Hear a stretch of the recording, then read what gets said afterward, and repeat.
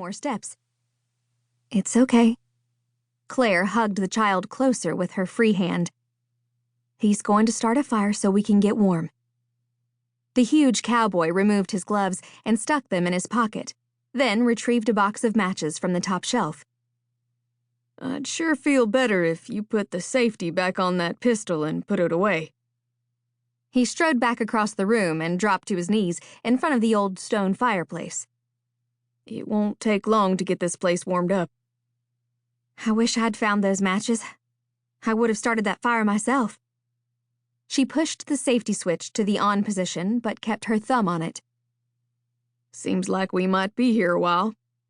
Mind if I ask your names?" He dropped the match in the fireplace, and the kindling blazed. "I'm Claire Mason. This is my niece, Zaylee. Sorry to be trespassing like this." "It's no problem. We never lock the door just in case someone needs to use the cabin." He sat down on the worn sofa facing the fire and removed his socks, stretching his bare feet toward the fire to warm them. He glanced over his shoulder. "Sure y'all ain't hurt?" Zaylee stopped shivering from under the quilt, and Claire slipped the pistol back into her purse. "We're fine. Thank you for starting a fire." "If you'd come over here closer to it, you'd warm up quicker," he said. "Now, I'm going to reach in my hip pocket for my phone. I need to let the folks at the ranch know where I am."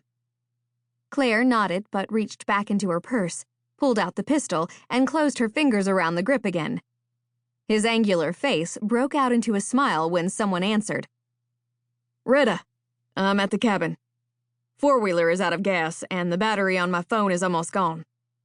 Did Justin and Cade get that rangy old bull?" He listened and then said, "That's great. No, we'll wait out the blizzard. There's food and plenty of wood." He drew his feet up on the sofa and tucked them under a blanket. "Okay, it's not a real blizzard, but for north-central Texas, it sure feels like one. My phone is starting to bleep, so listen up." He told her about finding a half-frozen lady and a child in the cabin. Then he held the phone out and sighed before he laid it on an end table next to the sofa. "Well, that's the last of communication with the outside world. Last weather report I heard said the storm was going to hang around until tomorrow. Y'all hungry?" Zaylee pushed back the blanket and nodded. "I'm hungry." "Who is Retta?" "You going to take your hand off that gun, ma'am, or do I need to verbalize everything I'm doing so you don't get trigger-happy and shoot me?" "Justin and Cade McGuire own this ranch, and Retta is Cade's wife. They can't come get us right now, but they'll be here as soon as possible." Levi didn't look afraid even when he tiptoed across the cold floor to the other side of the cabin. For that matter, he looked as if he knew the place very well, like he might really be the foreman of the ranch, just as he said. Claire slipped the gun back in her purse, but she didn't zip the pocket. "Thank you for not throwing us out."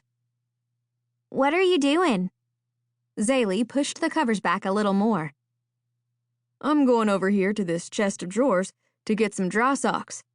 Maybe 2 pair until this floor gets warmed up. And then I'm going to make hot soup for lunch," he answered as he dug around in a dresser drawer and brought out a pair of gray socks. "There's lots here. Y'all need some to keep your feet warm?" "I brought our suitcases in with us." Claire nodded toward a couple of bags at the end of the bed. In a few long strides, he was back to the sofa, where he held the socks near the fire and then put them on his feet. "Ah, that's much better. Now, let's get some food ready." He opened a cabinet and pulled out some cans of soup. "That sounds good." She could be polite and appreciative, but that didn't mean he was luring her into trusting him. Not even with food. And a sexy grin. Levi had a reputation on the Longhorn Canyon Ranch for bringing in strays, from dogs to turtles to a crippled miniature donkey. His experience had taught him to give an animal space and to let them come to him. No need to be in a rush anyway. The storm wouldn't let up until tomorrow morning at the earliest, and it might be a day past.